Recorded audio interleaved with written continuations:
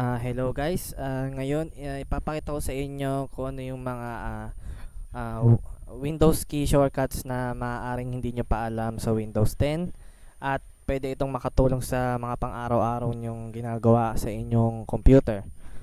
So, simulan na natin. Una, ipapakita ko sa inyo kung paano gumawa ng virtual desktop gamit ang keyboard shortcut, no? So, press natin Control plus Window plus D.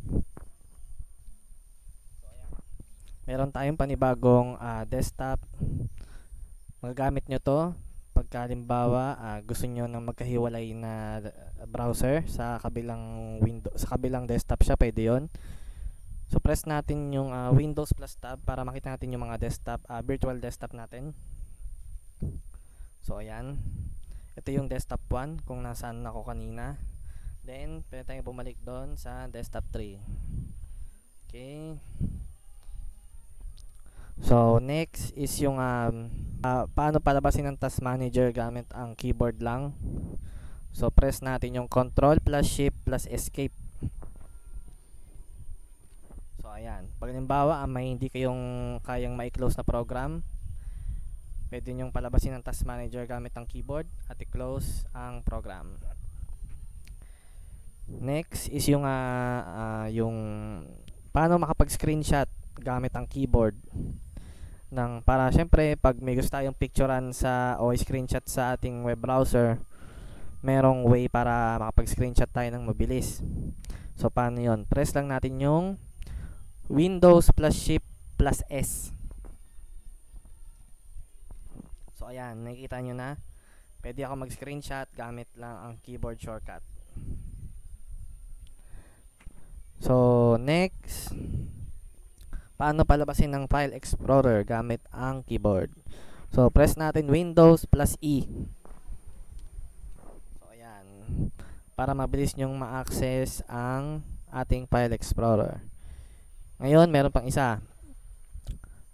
Para ma-manage natin ng ating mga window, pwede natin gamitin ng Windows key at arrow key combinations para ma-minimize, maximize, at ma-snap natin or ma-arrange natin itong mga windows o File Explorer natin ng pinakamadaling o pinakamabilis na way.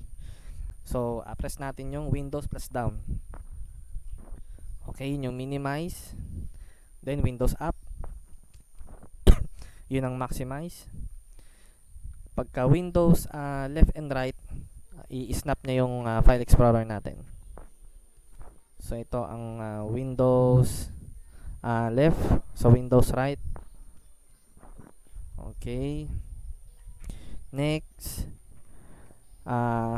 palabasin natin yung project options ng Windows 10. So halimbawa kayo ay naka-dual monitor or nakasaksak ang inyong laptop display sa TV, makapagpili tayo ng option kung duplicate or extend. So paano yun? Press natin yung Windows plus P. Okay, so ito yung mga options: duplicate, extend, second screen only, PC screen only. Now, para natin malalaman yung mga device na nakakonect sa computer natin, for example, Bluetooth, cellphone, o kaya headset, ganyan, press natin yung Windows plus K. So ayan, lumabas na siya. Ito yung nakakonect sa PC ko, monitor and headset.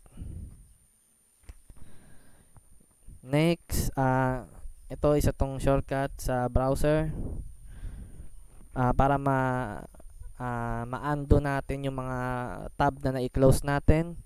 So halimbawa, meron tayong google.com, then accidentally na-close natin siya, may ginagawa kayo halimbawa, then binuksan natin yung browser, wala na, press lang natin yung Control plus Shift plus T. So okay, ito bumalik na uli yung tab na na-close natin ng accidentally. Okay. Next is yung so paano palabasin ang emoji keyboard sa Windows 10. So halimbawa, nagta-type kayo sa Facebook, magko-comment kayo, hindi na kailangan mag-copy paste ng mga emoji. dahil pwede naman sa keyboard. So paano yon? Press natin yung Windows plus period.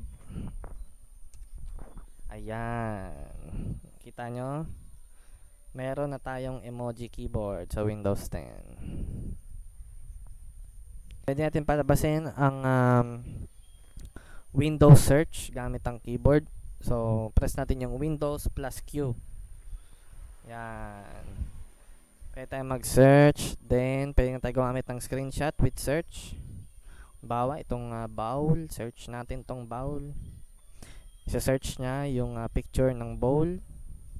So, ayan. Apaka-accurate. Kahit ito, mga, kape yan. Hindi naman noodles yan eh. Okay. So, ano pa bang mga shortcut natin? Actually, yun lang. Kasi, alam nyo na yung mga common na mga shortcut. Gaya ng Control plus C, Control plus V, copy and paste. Then, Windows R para sa run. Then, Windows X, paano palabasin ng start options.